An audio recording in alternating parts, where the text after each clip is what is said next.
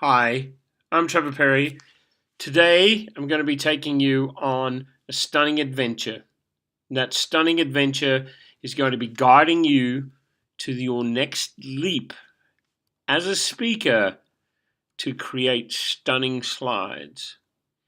I've been working on this for a while. I've written the 10 Tips for Stunning Slides pocket book. I've been working on a larger version, the complete encyclopedia, but it was a little heavy to bring. Now, I want to start with my philosophy. My philosophy about slides and slide decks is that your message is what's key in your presentation. Your slide deck is just a cheat sheet. And the deck itself is the key. If you just make one individual way out slide, that's not going to help your message. It's not going to support your message. That's what people will remember rather than your message or your deck. Your slide should never be a distraction from your message. That's a really important thing. And remember this, every single person here in this room has a different story, and those different stories all require a different slide deck. Yours does not have to be the same as anybody else or steal any elements from anybody else. Your message is what has to be delivered here. And that's an important thing to know. Before you actually start creating a slide deck, do you have your story? Do you have the beginning, the middle, the end? Do you have the bits and pieces that you need to tell your story? For preparation, I always encourage people to work on that first. The content is the key. And until you've got your content ready, then you import it. And once you've imported it into the tool of your choice, then you spend some time designing the solution.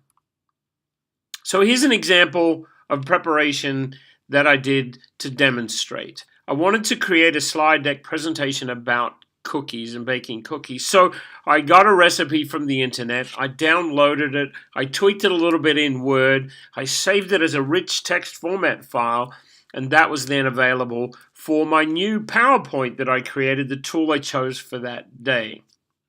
I did a new slide from Outline, grabbed that rich text format file, and voila, I have the slides. Now that's great with some minor tweaking. I had it the way I wanted, and it was only then at that point did I sit down and spend time on the design. Content is the key. Another part of my philosophy is you must learn the rules before you break the rules, but you must learn the rules so you can break the rules. A simple example is this guideline.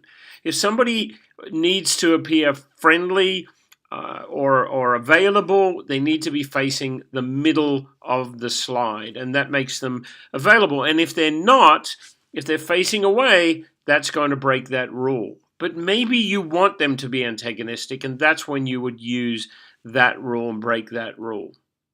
Also, slides are for different purposes and decks are for different purposes.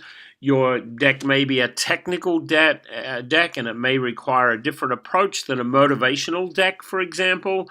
That's really important to remember. So that's my philosophy.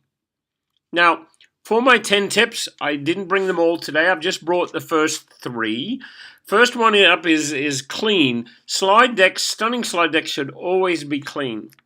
And what you need to do is be able to remove the clutter. The clutter is what is one of the crimes against nature on slide decks. And one of the ways to do that and achieve that is if you have too many pieces of information on one slide, too many bullet points, too many pictures, make them separate slides. And here's an example of what we might do with unneeded elements. Here's a couple of slides. This is a great one, but why do I need that picture on there? It doesn't make any sense. People are going to be straining to read what's on it. It doesn't connect with that presentation, with that slide, and with those bullet points. Here's another one. There's a lot of stuff on here and words that are necessary in a picture that's really out of place here. And then another point with an NB. It's just unnecessary. So what if I was just to distill it down to its basic points, just the bullet points and nothing else? It looks so much better and it's cleaner, and you might have a better reaction from the audience. Another example of separating slides is this is a speaker we all know and love, and he has one title one bullet point, and one sentence point on this particular slide. So we took each of those as different elements and made them a different slide, because you're going to talk about them about the same way. Humor as a skill is a title, not a theory is the first bullet point, field tested became the third bullet point, and you can see that it's such a different, stunning experience using this approach. Now here's an example of how slides need to be clean. Regina Clark created this. This was her slide. It was fabulous. It was her opening slide. But it's a very nice, clean slide, but it has an element that people are not quite sure what it is. And it was her own photo, which was fabulous, and it means something to Regina. But it didn't quite explain what that was. So we tried a few, and we made it as clean as possible. We liked that one. We tried Superman. We tried an eagle. And then we settled on this particular one. And Regina chose this for a lot of reasons, things that made sense to her. And the interesting part about that was it's still a clean slide, but it's so much more stunning to take an approach like this. And the out of this came something really fascinating. Regina saw the purple balloons, and now purple balloons have become part of her whole presentation. She actually uses them as a prop, and it's amazing what you'll find when you try to build a stunning slide deck. So that's my tip 1.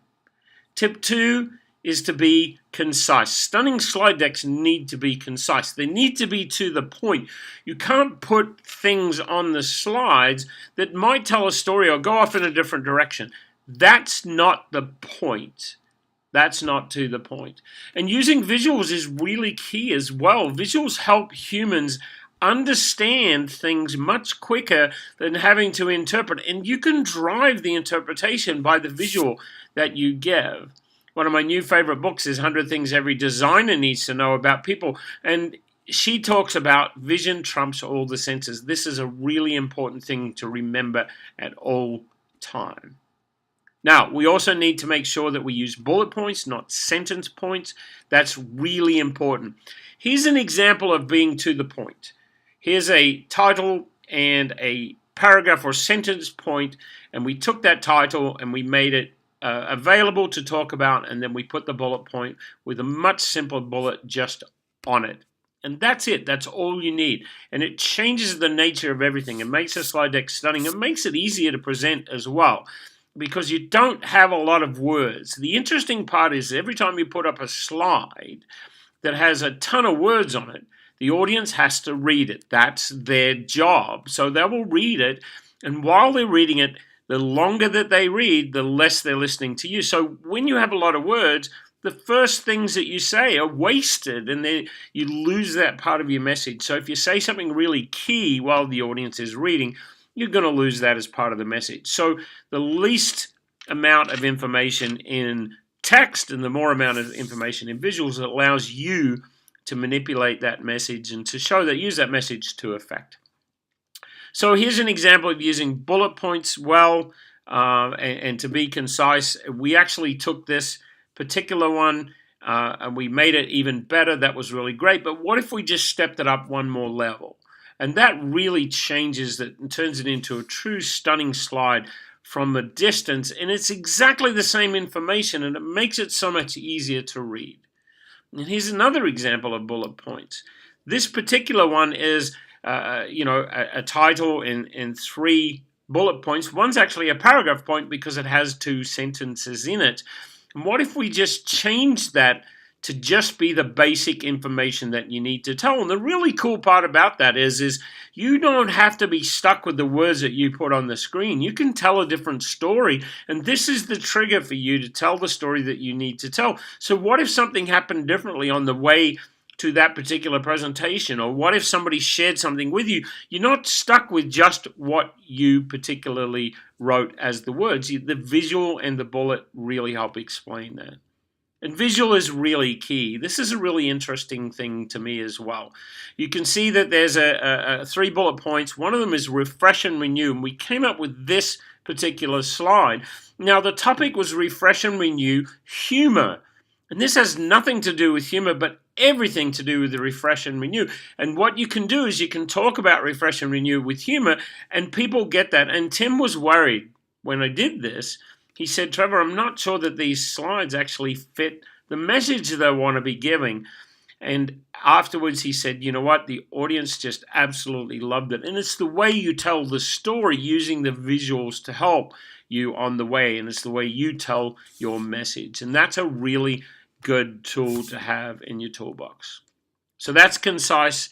The third tip is to be consistent in everything you do. Stunning slide decks are consistent, include familiar elements all the way through.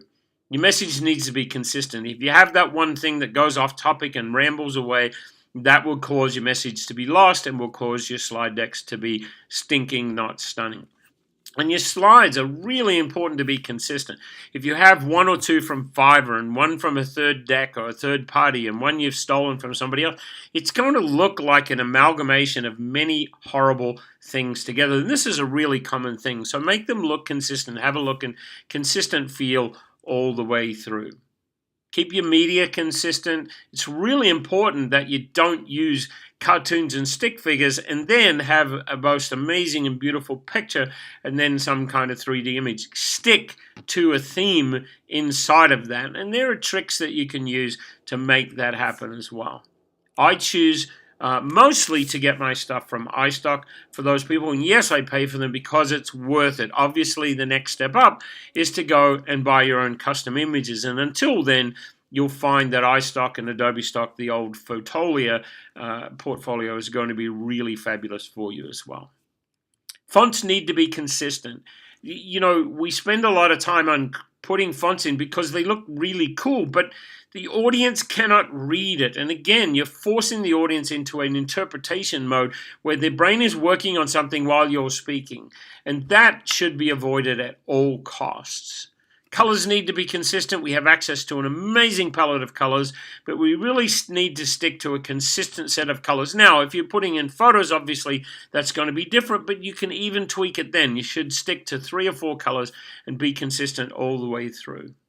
Here's an example of colors, and you can try this yourself. I took a slide and I made it black on white, and then I tried the same thing with white on black and see. Remember, there's got to be a strong contrast, and find other colors where there is a strong contrast as well. And you need to try them on your deck with your brand and see what comes up for you. And it's really, really important to see that. And we ended up settling on that because for me, that was the cleanest and it suited. An example of fonts is I use this in my Stunning Slides presentation. I've seen this. There's a lot of contrast problems here with colors, but just for that, the font is all over the place, and it really costs the user some time. This is even worse, and I've seen this happen where people really think, oh, look, that's so cool, and that's so crazy, and it's lovely, and they're going to... No, they'll remember that they couldn't read it, and that's going to cost you, make it stinking, not stunning slides. Contrast is key. I built this slide to show you some of that. That's a really important thing here. You can see that pastel on pastel doesn't work. Avoid orange if you can. Orange doesn't work on some slide decks, which is really important to remember, on some projectors, I should say. And it's really important to remember that as well.